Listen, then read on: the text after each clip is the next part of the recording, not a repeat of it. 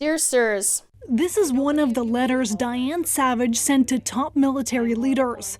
She says her husband spent time in jail for something he didn't do.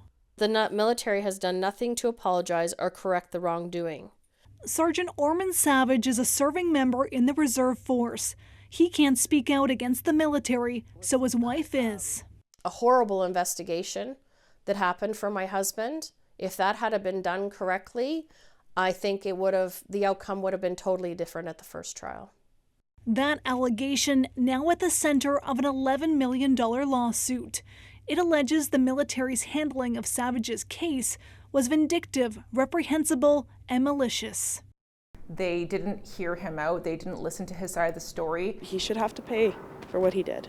This woman testified she was raped by Savage in 2004 at an Edmonton armory. She was a student at the time. He was an instructor. The military failed to investigate witnesses. They failed to seal off the area where the assault was alleged to have occurred. A judge ruled that Savage was guilty and sentenced him to 3 years in prison.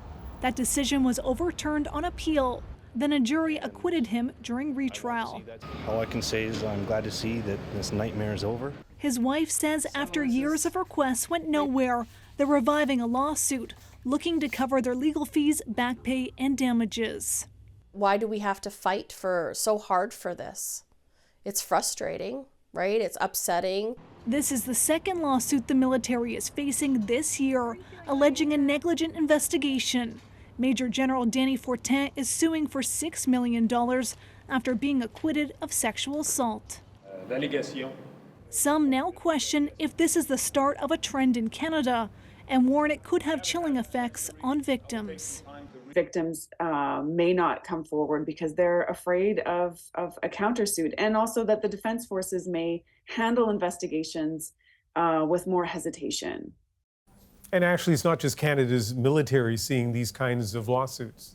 Yeah, Ian, that professor Megan McKenzie said it's a trend that she's seen play out in the United States, where military members are not only suing institutions, but the alleged victims too, to try and restore the reputation or cover their legal fees. In Savage's case, his lawyer says they want to hold the military accountable. The Defense Department said it couldn't comment while the litigation is ongoing. Thanks, Ashley.